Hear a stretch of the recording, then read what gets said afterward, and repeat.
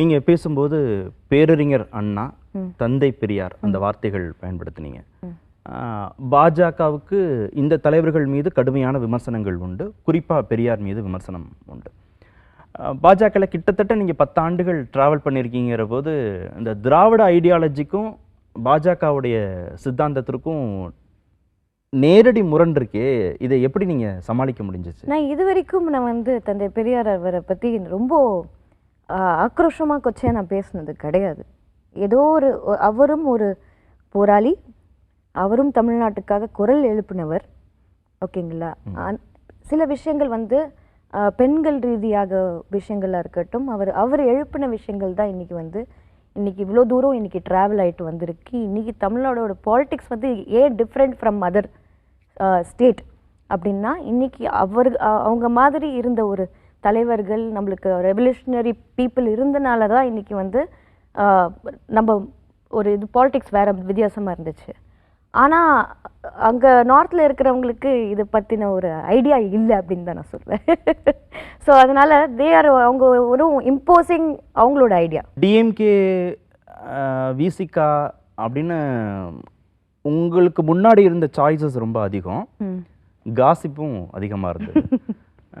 நீங்கள் திரு உதயநிதியை வாழ்த்தி பிறந்தநாள் வாழ்த்து சொல்லும் போதோ, இல்லை திருமாவளவனை போய் நேரில் சந்தித்து நீங்கள் சால்வை அணிவித்த போது அந்த சாய்ஸஸும் அதிகம், உங்களை பற்றின சில ரூமர்ஸும் அதிகமாக இருந்தது, இந்த கட்சி அந்த கட்சின்னு.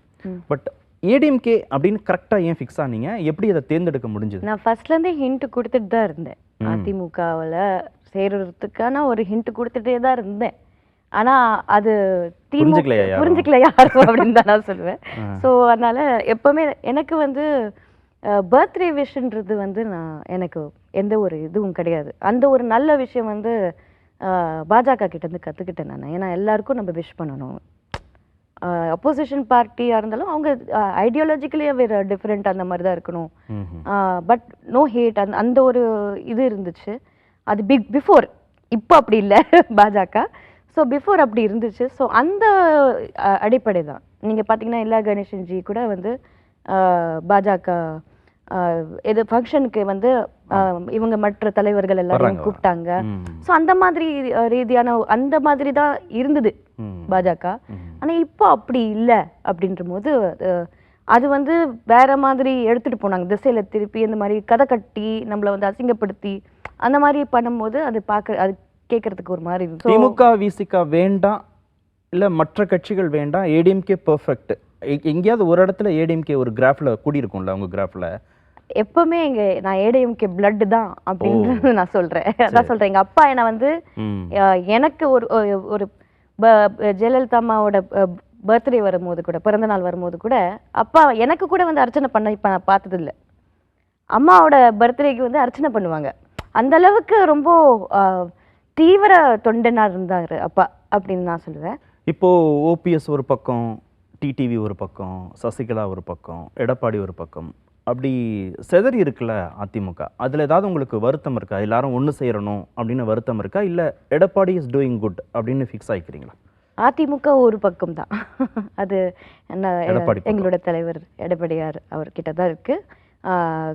கழக பொதுச் செயலாளர் இன்னி வரைக்கும் அவர் விட்டு கொடுக்காம, எந்த விஷயமும் விட்டு கொடுக்காம, ரெட்டை சிம்பிளாக இருக்கட்டும், அவரோட போராட்டம்ன்றது ஒரு சாதாரண போராட்டம் இல்லை. அதுவும் ஒரு நேஷ்னல் சென்டரில் இருக்கிற ஒரு பவரோட போராடி எடுத்து வாங்கின ஒரு விஷயம். இது நார்மலான ஒரு ட்ரூ தொண்டனா அவர் அது செஞ்சுருக்காரு அப்படின்றது தான் நான் சொல்லுவேன். நான் ஓபிஎஸ் அவர்கள் போனது நீங்கள் பார்த்தீங்கன்னா ஒரு உண்மையான தொண்டன் இப்படி செய்வாங்களா அப்படின்றது எனக்கு ஒரு பெரிய ஒரு கேள்விக்குறியாதான் இருக்கும் அப்படின்னு நான் சொல்லுவேன். அவங்களாம் வேண்டானே நினைக்கிறீங்க? வேண்டாம், எதுக்கு இப்போ? ஏன்னா இப்போ பார்ட்டி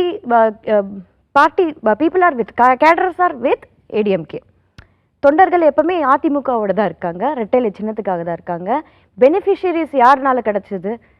ரெட்டைலைனால தான் கிடைச்சது, ஜெயலலிதா அம்மானால கிடைச்சது, எம்ஜிஆர் ஐயானால கிடைச்சது, இபிஎஸ் ஐயானால கிடைச்சது அப்படின்ற ஒரு விஷயம் எந்த மாற்று கருத்துமே கிடையாது.